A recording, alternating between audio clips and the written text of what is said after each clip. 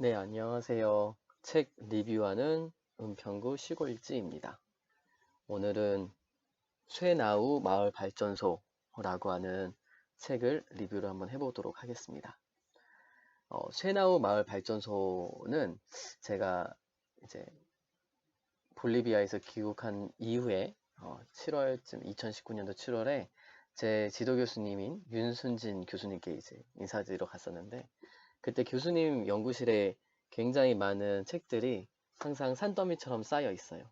그래서 겸사겸사 선생님에게 안부도 선생님의 안부도 이렇게 묻고 하면서 제자에게 책 한 권만 선물해 주십시오라고 요청을 드렸었고요.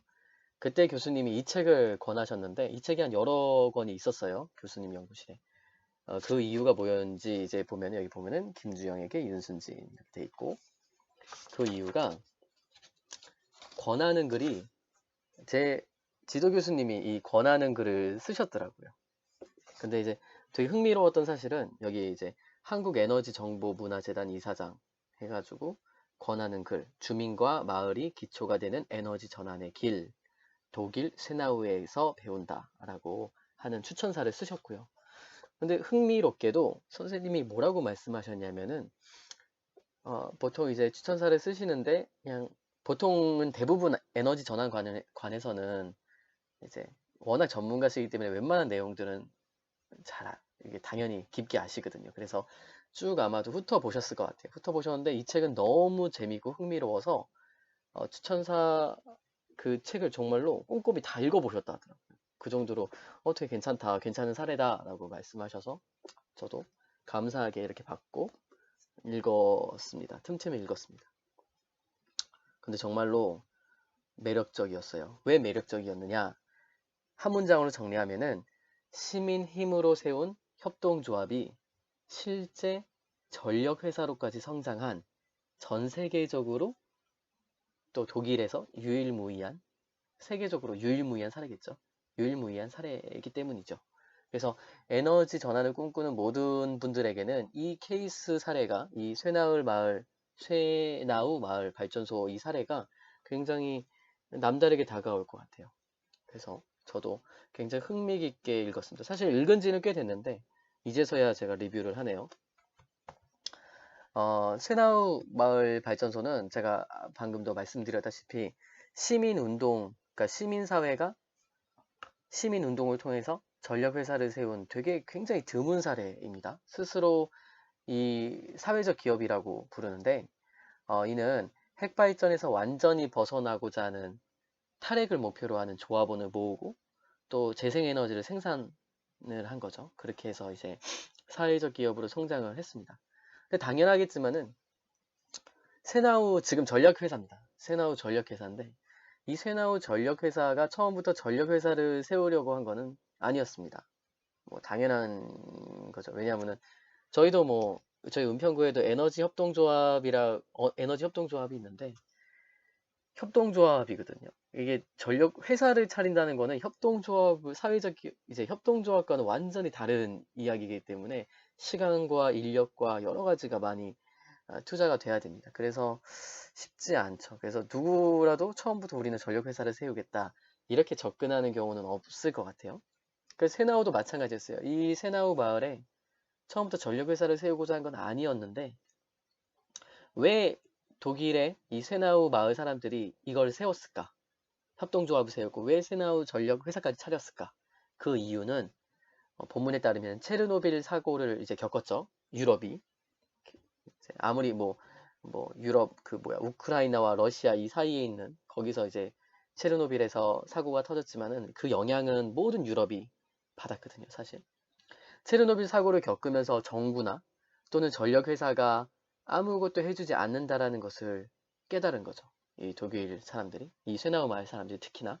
그래서 이대로 두었다가는 핵 없는 사회는 바랄 수 없겠다, 뭐 할 수 없겠다라고 깨닫고 이제 시작을 했다고 합니다. 협동조합부터 시작을 했다고 합니다. 당연히 뭐 시작할 무렵에는 누구나 할 것 없이 실패할 거다. 안 하는 게 좋다라고 얘기를 하겠죠. 뭐 당연하겠죠. 그게 과연 뭐 성공을 할 수 있을까? 에너지 전환이. 그런데 이 세나우 마을은 진짜 해낸 거예요. 진짜 해냈어요. 이게 아주 놀라운 사건입니다. 그래서 독일 정부가 되게 재미있었던 부분 중에 흥미로웠던 부분 중에 하나가 독일 정부가 조사한 건데요. 독일 정부가 조사한 바로는 핵 발전소에서 5km 거리 안에 사는 어린이들의 백혈병 발병률이 평균치보다 2배가 높다고 합니다. 독일 정부가 조사한 거예요. 물론 이게 뭐 여러 가지 이제 이런 보건, 이제 이런 역학관계가 사실 증명하기가 쉽지 않기 때문에 이 케이스 하나만을 놓고 여기서 독일 정부가 조사한 이 핵발전소 5km 거리 말고 이제 다른 모든 핵발전소 5km를 다 조사를 해야 사실은 이제 좀 더 객관적인 데이터가 나오는 거겠지만 어쨌든 뭐 그런 독일의 정부가 발간한 그런 보고서 내용도 있다고 하죠. 그러니까 이런 것들이 독일 시민들에게 굉장히 위협으로 다가왔던 것 같아요. 그래서 원자력 발전소가 있어서 되게 있고 보조금과 혜택을 많이 받기 때문에 평범한 일상으로도 보이지만은 실제로 위험한 환경일 수 있다라고 하는 것이 우리가 직관적으로나 또 여러 가지 보고서를 통해서 그럴 수 있다라고 하는 거겠죠. 근데 이제 독일 같은 경우에는 되게 흥미로웠어요. 이 흥미로웠던 부분 중에 하나가 독일이 처음부터 에너지 전환을 했었나? 독일은 모든 시민들이 굉장히 시민 의식이 높고 에너지 그 화석 연료에 대해서 빨리 탈피를 하고자 하는 마음이 처음부터 있었느냐? 그게 아니었거든요.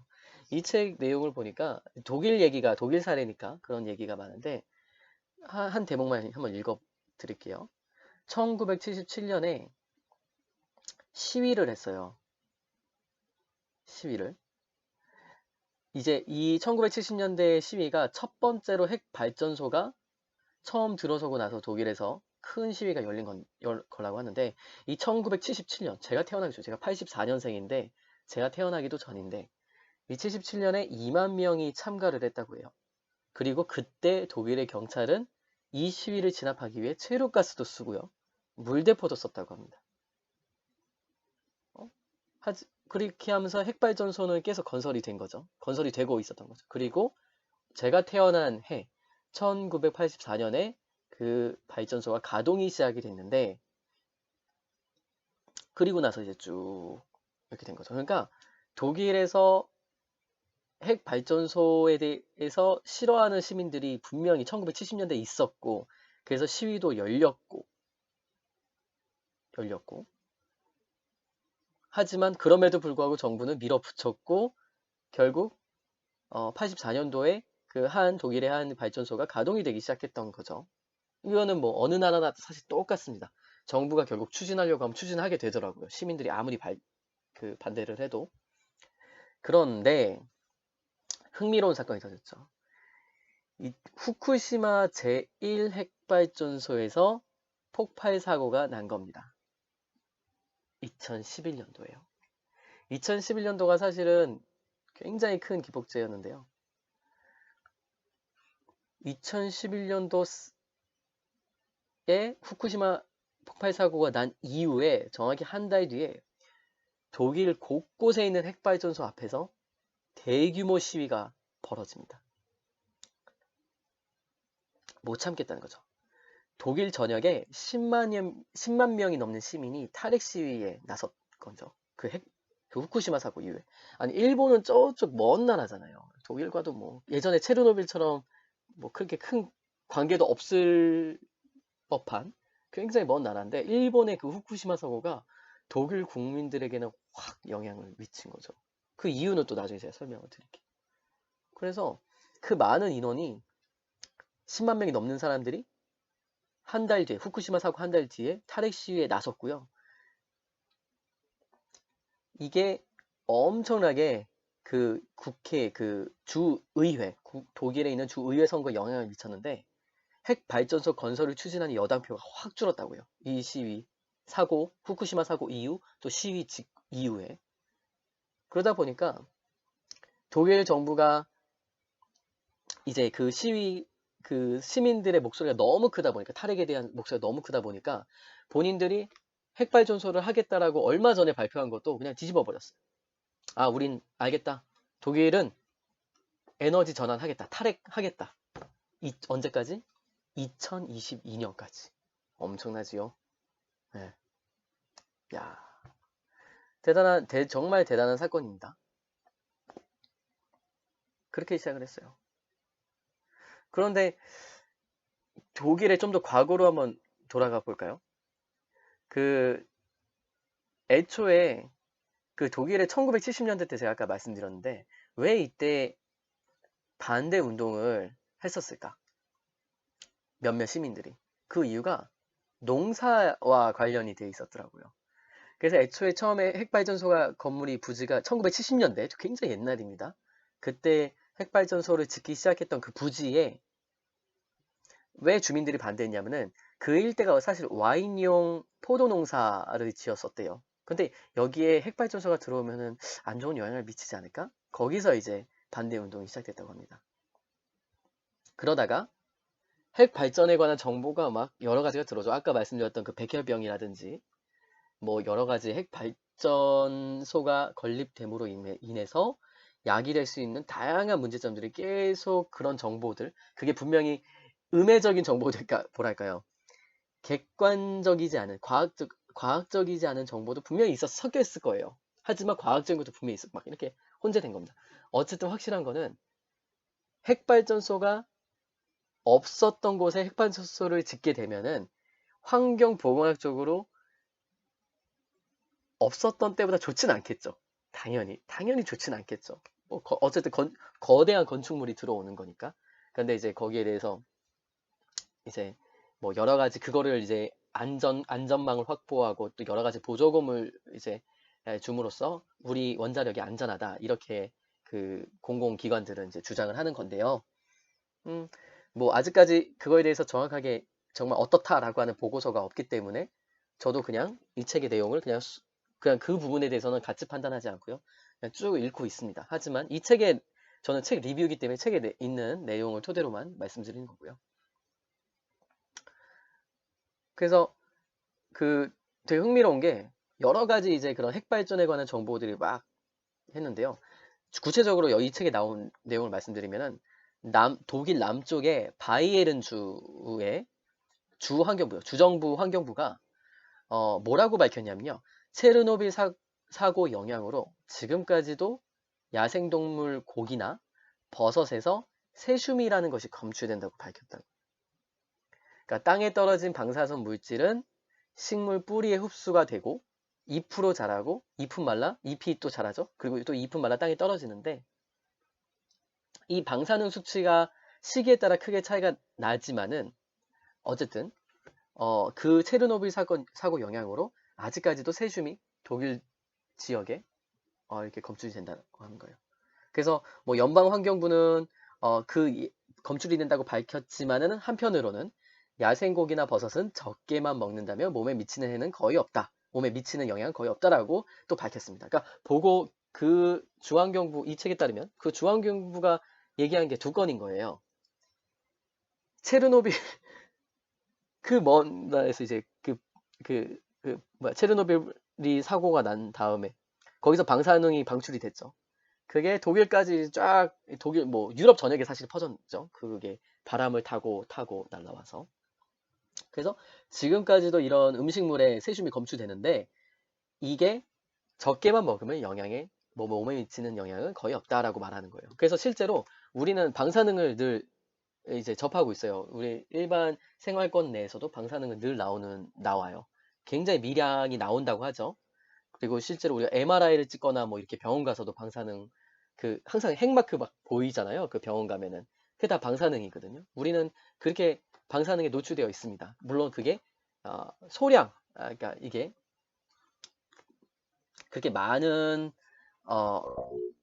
수치에 우리가 노출되는 건 아닌 거죠. 그러니까 문제가 없다라고 하는데 그 기준도 각각 뭐 국제기구나 아니면 정부, 대한민국 정부, 일본 정부, 미국 정부 그 수치가 좀 다르다고 하죠. 그래서 과연 어디까지가 정말 안전한 거야? 우리가 일상적으로 방사능을 맞고 있긴 하지만은 어디까지 안전한? 이거에 대해서는 뭐 각 정부마다 국제기구마다 이렇게 좀 약간 해석의 차이가 있습니다.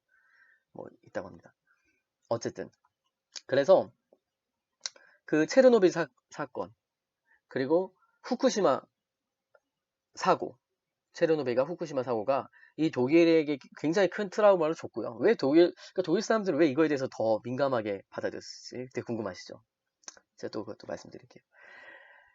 했는데 이 쇠나우 마을에 이제 우르슐라하고 또 이제 미하엘 그 우르슐라의 남편이 이제 미하엘이라고 하는 분인데 이분들이 이제 시작을 했어요. 이분들이 이제 했죠. 그래서 우리가 한번 바꿔보자. 그래서 탈핵을 해야 될 것 같은데 어, 작은 거에서부터 시작을 해야 된다. 큰 정치를 단숨에 바꾸기는 어렵다라는 생각으로 활동을 시작했대요. 그러니까 협동조합 활동, 에너지 전환 운동을 시작했다고 하는 거예요. 근데 이제 이 두 분이 뭐 직업이 한 분은 이게 남편 미하이 씨가 제가 알기로 의사로 알고 있는데 의사하고 뭐 우르슐라 씨는 교사 선생님이셨을 텐데 이분들이 뭐 핵이나 환경 문제에 대해서는 당연히 전문성이 없으시죠. 모르시잖아요. 그래서 열심히 공부했다고 해요. 그러다가 에너지를 헤프게 쓰고 있는 게 큰 원인이라고 깨달았습니다. 에너지를 헤프게 쓰는 게 이 에너지 전환을 막는 그 원인이다. 그 문제의 발원지다. 에너지를 헤프게 쓰는 게. 그걸 깨달으신 거죠. 실제로 전력 소비량은 해마다 늘어납니다. 해마다. 왜냐하면은 우리 스마트폰 이 스마트폰이 새로 생기는 것도 보세요. 계속 막 새로운 모델 갤럭시 폴드 나오고. 그리고 맥도날드만 가봐도 아시겠지만 예전에 키오스크라고 우리가 막 뚝뚝뚝 눌러서 하는 거 있잖아요. 그 옛날에 없었죠. 지하철에도 그런 전자 광고판들. 예전에는 그냥 일반 포스터 형식의 광고판이었는데 지금 다 전자 광고판이에요. 다 어디에서 다 전력이에요. 에너지예요, 에너지. 우리 시대는 우리의 생활이 개선이 될수록 뭔가 사회가 기술 개발이 될수록 우리는 에너지를 더 많이 쓸 수밖에 없는 그런 사회, 그런 체제에 살고 있습니다. 그렇죠? 그래서 전력 소비량은 해마다 늘어나요. 모든 전 세계에서 그럴 수밖에 없습니다. 그래서 지역마다 대기업이 전력 회사를 독점하고 있는데 아니면 우리나라처럼 공공기관이 이렇게 갖고 있는데 발전소를 더 많이 세우려고 왜냐? 당연한 거죠. 전력 소비량이 해마다 늘어나니까.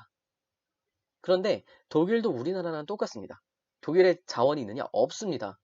독일은요, 석유가 나는 기름밭이 없고, 우리나라는 오히려 하나 있습니다. 우리나라 광구라고 하죠. 우리나라 석유 완전 안 나는 나라 아닙니다. 우리나라 석유가 0.02%인가? 정확히 제가 어디 보고서에서 봤는데, 딱 한 군데 아주 조금 난다고 합니다. 어쨌든, 독일은 우리나라처럼 석유가 나는 기름밭이 없고요. 또 천연가스도 우리나라는 수입을 하죠. 그 송수관을 통해서 이렇게 중국 쪽에서 이렇게 제가 갖고 오는 걸로 알고 있는데 하여간 우리나라는 그 연료 수입국이죠. 100%, 뭐 99.9%. 독일도 마찬가지예요. 기름밭도 석유도 없고 천연가스는 러시아 부근에서 사들이고 있고요. 독일의 석탄은 굉장히 비싸서 경쟁이 안 되고요. 그러니까 핵발전을 시작했다고 하죠. 전력회사는 가장 전력이 많이 필요한 순간을 기준으로 전기를 만듭니다. 그래서 이제 예비 전력량을 항상 보유하고 있어야 돼요. 당연한 거죠. 왜냐면은 우리의 하나의 도시가 이런 서울과 같은 메가 도시가 어느 상황이나 폭염이나 아니 굉장히 극한 뭐 굉장히 추울 때 이럴 때 에너지 전력량이 소비가 굉장히 늘어날 텐데 그때까지도 감당할 수 있을 만한 그런 전력량을 확보해야 되는 건 당연할 것 같아요. 저는 이 국가 전력망이 안정적으로 유지가 돼야 우리가 지금 하고 있는 모든 시스템이 다 전기로 이루어지는 거잖아요. 뭐 통신, IT, 난방, 모든 것들이요. 그래서 이런 게 중요하긴 한데 중요한 거는 전력회사는 가장 전력이 많이 필요한 순간에 맞춰서 전기를 생산을 합니다. 생산하죠. 그러다 보니까 인구가 늘어날수록 도시가 커질수록 전력 소비량을 확보하려고 하는 그런 공공기관이나 그런 기업들의 우리는 이 정도까지 전력을 확보해야 돼. 이런 수치는 매년 늘어날 수밖에 없는 것 같아요. 안정적으로 좀 이제 유지하기 위해서.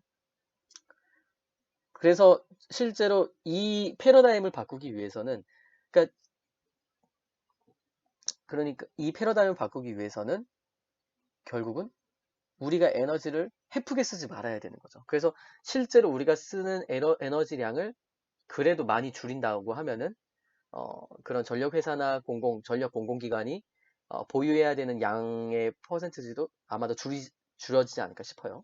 그리고 기술의 개발이 필요한데 에너지 효율이 1등급인 그런 제품들이 많이 만들어질수록 또 전략이 될 거고, 그런 식으로 전체의 전력, 우리가 보유량의 총량이 줄어들 수가 있는 거겠죠.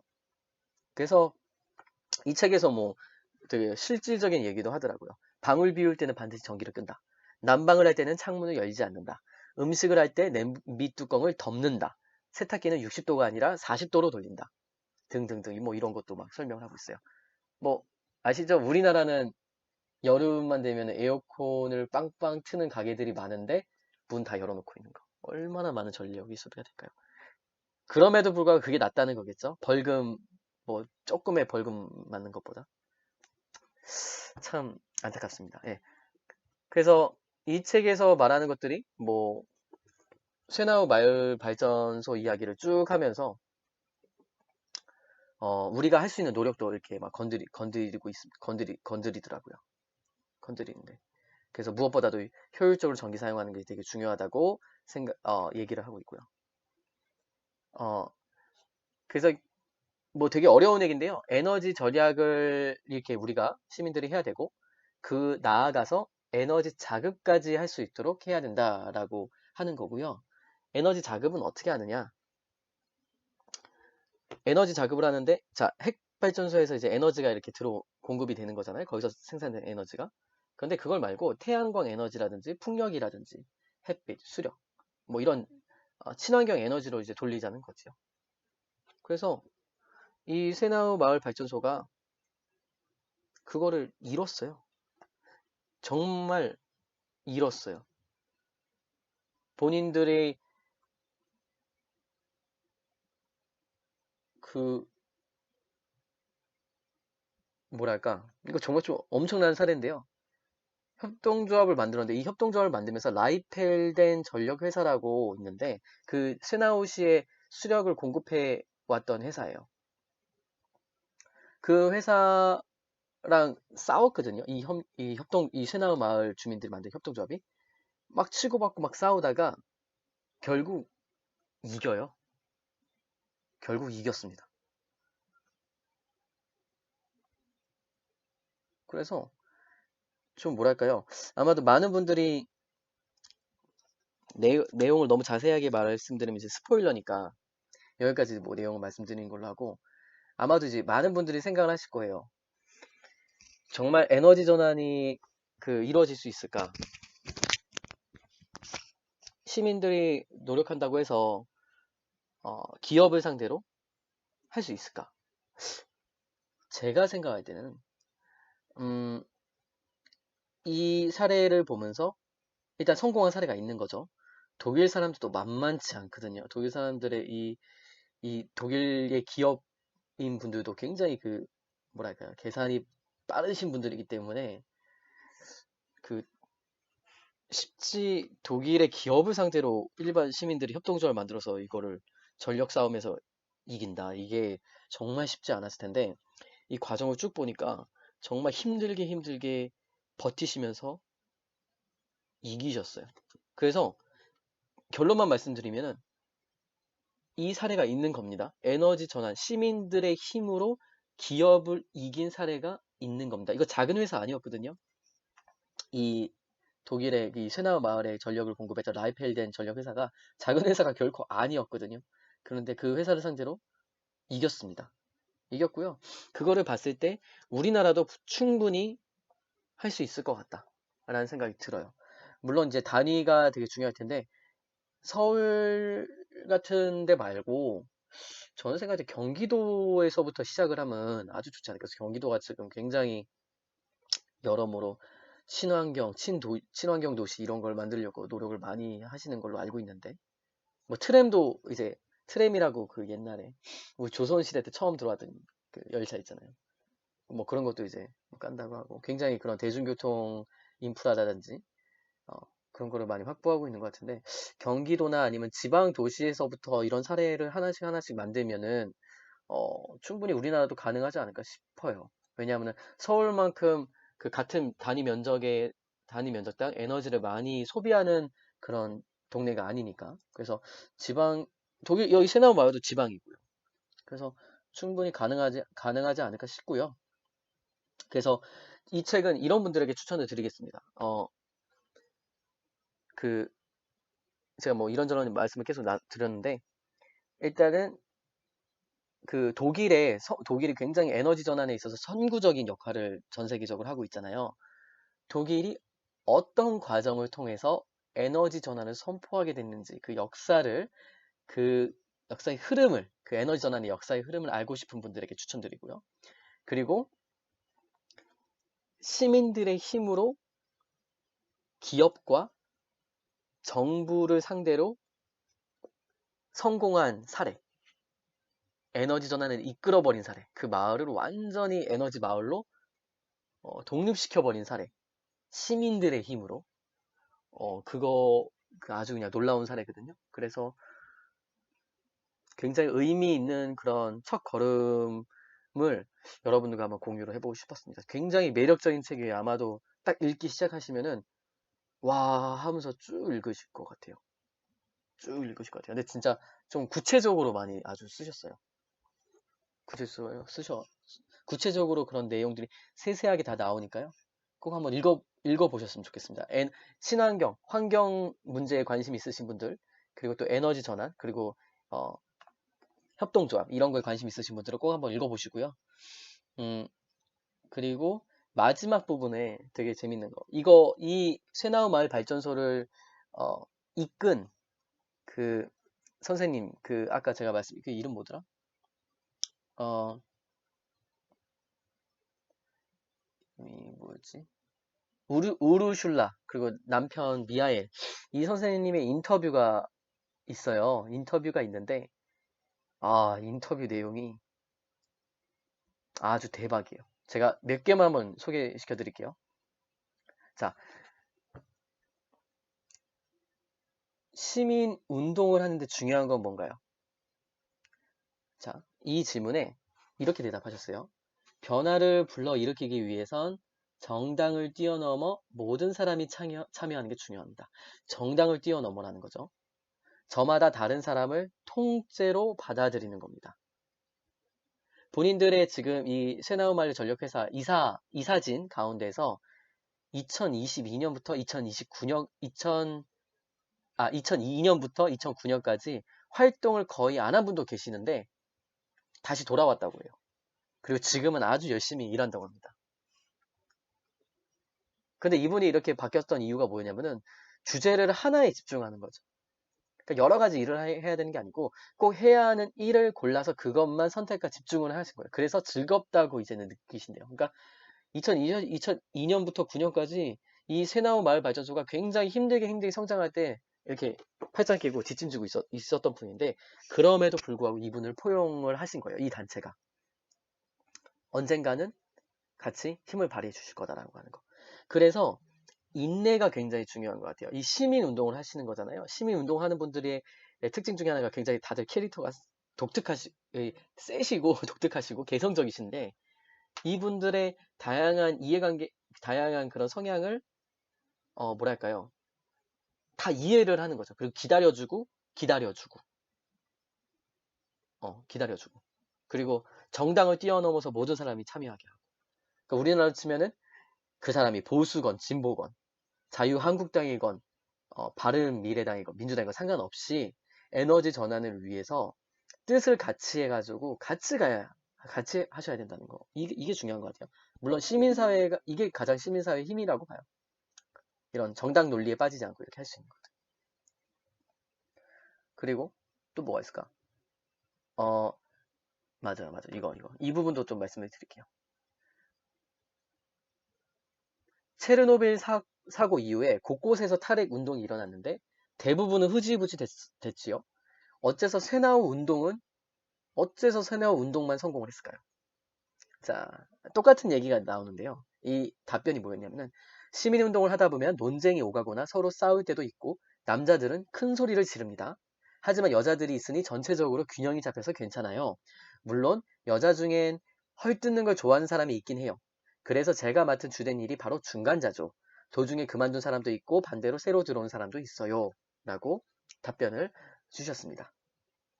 이렇게 그냥 전 그대로 읽어드렸어요. 그래서 아까 제가 말씀드렸던 첫 번째 그 인터뷰 답과 일맥상통한데요. 다양한 분들이 시민 운동에 참여하셔야 되고 그런 다양한 분들을 중간에서 그런 각각의 차이를 인정을 하고 또 융합을 해줄 수 있는 그런 중간자. 그 인내심이 아주 강한 중간자가 필요한 것 같아요. 그래서 그렇게 해야 되는 것 같고요. 그래서 이렇게 이해라는 게 되게 중요한 것 같습니다. 아, 그리고 저 이 내용이 되게 뭐랄까요. 핵심이라고 봤는데, 핵심은 아니고, 그 좀 많이 알아야 된다는 생각했는데, 자, 독일이, 이, 독일의 에너지 수급, 에너지 수급 문제를 이제 좀 들여다보신 분은 이런 비판을 하시죠. 독일이 핵발전으로 그러니까 타국, 프랑스나 이런 데에서 핵발전으로 생산된 전력을 독일이 사들입니다. 이런 비판에 대해서는 어떻게 생각하시나요? 라고. 독일은 탈원전하면서 다른 나라에서 핵발전 에너지 사오지 않느냐? 뭐 이런 비판을 어떻게 생각하시냐라고 하는 질문이었는데 답변이 이렇게 말씀하셨어요. 자, 유럽 송전망은 연결되어 있습니다. 유럽은 전체가 큰 에너지 그리드로 연결되어 있거든요. 독일은 전력을 수출하는 나라로서 햇빛, 풍력 발전의 전력을 마찬가지로 독일도 수출합니다. 그런데 2012년 2월 유럽의 대한파가 이제 불었는데요. 프랑스 같은 경우에는 대부분 전기로 난방을 하는 시스템이거든요. 난방이 전기로예요, 전기로. 독일처럼 뭐 열병합이라든지 이런 걸 하는 게 아니라 전기로 난방을 하는 거죠. 그러니까 에너지가 항상 엄청나게 많이 필요한데 프랑스는. 그래서 또 핵발전소가 많은 겁니다. 그런데 이 프랑스가 이 대한파 때 전력이 모자라니까 독일에서 전력을 사들였어요. 독일은 햇빛 발전으로 최대 1시간에 300만 킬로와트 전력을 생산하고 이런 재생 에너지를 유럽의 다른 나라에 수출하고 있습니다. 마찬가지로 에너지 그리드로 연결되어 있죠. 독일도 이제 유럽은 에너지 그리드가 에너지망으로 연결되어 있기 때문에 독일이 전력이 부족하면은 다른 나라에서 사들여올 수가 있거든요. 그게 핵발전이나 석탄 화력이나 뭐 그런 걸로 뭐 발전이 그 생산된 에너지도 사들이는 거죠. 전력이 부족하니까. 근데 반대로 독일은 재생 에너지 포션을 계속 늘려나가고 있어요. 그러니까 독일이 또 다른 나라 에너지 필요할 때는 독일도 에너지를 수출하는데 그 에너지는 어떤 에너지냐? 재생 에너지라는 거예요. 그래서 독일이 필요하면은 독일이 뭐 전력이 부족하면 핵발전을 사줘야 되죠. 하지만 독일은 그만큼 재생 에너지를 또 수출하고 있고 점점 그런 재생 에너지에 대한 수출량이 늘어나고 있기 때문에 뭐 이런 거에 대해서는 그 유럽의 그 특성, 에너지 그리드 특성을 이해하시면 조금 이해하시기가 좋지 않을까 싶습니다. 그래서 뭐 이렇게까지 뭐 얘기를 했어요. 그 외에도 굉장히 재미난 부분들이 많습니다. 여러분들 아마도 그 흥미롭게 보실 수 있는 책 같고요. 기회가 되시면은 이 체르노빌에서 시작된 체르노빌 사건 이후에 우리가 전 세계가 에너지 전환에 대해서 관심을 갖기 시작을 했는데 그게 본격적으로 독일을 통해서 지금 전 세계에 큰 화두가 됐습니다. 에너지 전환은 어, 전 세계가 같이 공동으로 참여를 해야 되는 건이고요. 그 중에서 이제 탈원전, 그러니까 핵발전이 얼마나 이제 우리 사회에 또 미래 사회에 악 영향을 미칠지는 어, 또 제가 이거 말씀드릴 수 있는 기회가 있을 것 같아요. 제가 예전에 썼던 그 기사 중에서 이 핵발전의 명과 암에 대해서 이제 쓴 기사가 있기 때문에 그것도 한번 나중에 소개시켜 드리도록 하겠습니다. 이게 자꾸 제가 익숙하지가 않네요.